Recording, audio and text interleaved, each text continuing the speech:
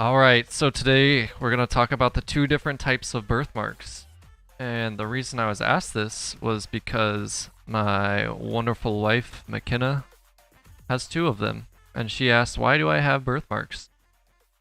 So to give you a little bit of background, when me and McKenna were dating, I had to be the one to ask me to kiss her first back in a Target parking lot. We had been months into this relationship, and I couldn't bring myself to kiss her. I don't know why. I was just nervous or something like that. And we're in this Target parking lot because we're too young to drive and our parents had to drop us off. And so since she had to be the one to say or to initiate the first kiss, I could not be the one to let her initiate the first time saying I love you. And I was just so nervous to say it. And I was like, but I have to do it. And I used to worry all the time. So one day we were sitting there and I look over and I see it. There's a heart on her forearm, a heart birthmark on her forearm. And in this moment, I was like, she's saying I love you first. I was like, she beat me to it with her arm, a birthmark on her arm, and I just couldn't do it. So like the big man I was, I did it over text. But anyways, you guys want to see it? McKenna! Oh, there it is. You see it? It doesn't look like a heart in this picture, though. It definitely is a heart, though. Did you like my story that I told? Were you even listening? The type of birthmark that she has is quite interesting. It's called a Café à l'eau, I think, birthmark. And so there's two different types of birthmarks that we have.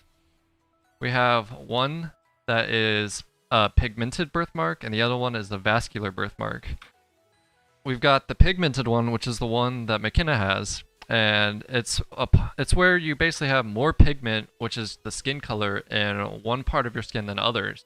And so an example is moles, café à l'eau spots, or café à lait, café à l'eau? I'm not sure. And then blue Mongolian spots. You see these all the time, and I actually didn't know that moles were considered birthmarks. That's new to me. So I guess more people have birthmarks than I thought was actually around. So if you have a mole, that's considered a birthmark. But outside of pigmented birthmarks, you also have, like I said, vascular birthmark. And so this is where you have extra blood vessels that clump up in your skin. And some examples I see is like salmon patches. I have hemangiomas. Hemangiomas. Hemangiomas. Hemangiomas. And port wine stains. And so these are basically when you're born, you have a cluster of blood vessels that all bunch up and they kind of reside closer to the skin. And these ones don't really go as much, but some of them do. Like probably the baby's one right here would probably go away when she got older. But as you see here on this woman, she has this birthmark still on her face from the vascular birthmark that she was born with. And so another thing that happens is when these extra blood vessels clump together, they start to stretch. And so it might start smaller, but as you get older and you grow, those blood vessels kind of stretch out on your face. And so if you see people with port wine stains or Hemangiomas. right here, they're just birthmarks. They're natural. And actually, I was surprised to find out that almost 10% of babies have birthmarks. I was really surprised to find that out. It's actually way more common than I thought.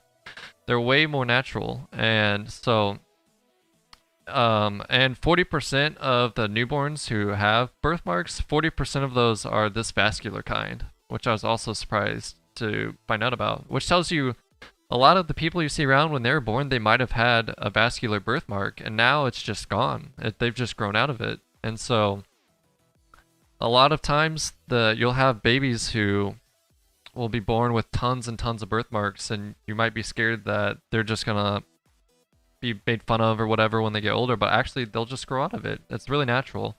But for those of you who still have birthmarks when you're older, like my wife, you just kind of live with it, and it's really makes you unique, and it's one more thing that makes you a unique person, and it's really common. It's just about as common as people who are left-handed, and really people who are left-handed aren't that uncommon either.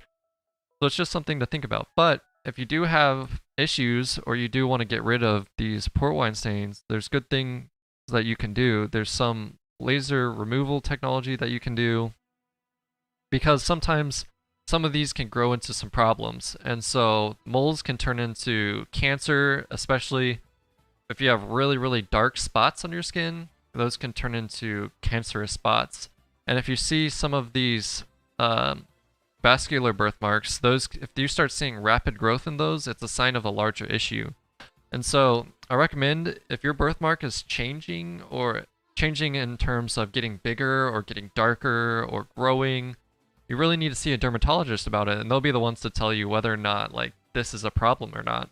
And without that, you can just go on living your life with this and take it as something that's unique. I have a bunch of little moles on my body, which I found out I guess are birthmarks, and I was really surprised to hear that.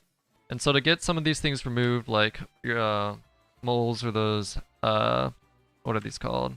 Port wine stains. There's laser removal technology, which will go through and kind of, it'll either lighten the skin if you have these kinds, and then with this ones it kind of breaks up those blood vessels and helps them get back to normal, so that it kind of just diminishes the effect. It's kind of still there. You still have all these extra blood vessels clumped up, but that laser removal technology will kind of help dissociate all of it and kind of shrink and minimize the cosmetic view of what you see on your skin.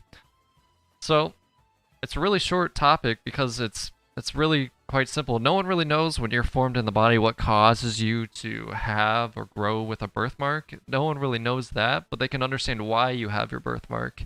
So even though I don't have the answers for how you get a birthmark, I can tell you why you have your birthmark. And so if you really want to know how you get birthmarks, that's going to be something you have to do your own research on, and you have to go to college, and you're going to have to study and biology and figure out why somebody's born with a birthmark and why somebody's not. Because nobody knows. Other than that, pretty simple. We all have moles. Most of us have moles. So really, we all have birthmarks in some way, shape, or form. But in reality, it's only about 10%. So not everybody has moles, but definitely exaggerated that. What? Seifuale? Coffee with milk. Coffee with milk. So if you have one of those spots like my wife does, it's French for coffee with milk. Seifuale. You know that? The name of your birthmark in English, it's coffee with milk. That might explain why you like coffee so much. And since I don't have any, that explains why I don't like coffee that much.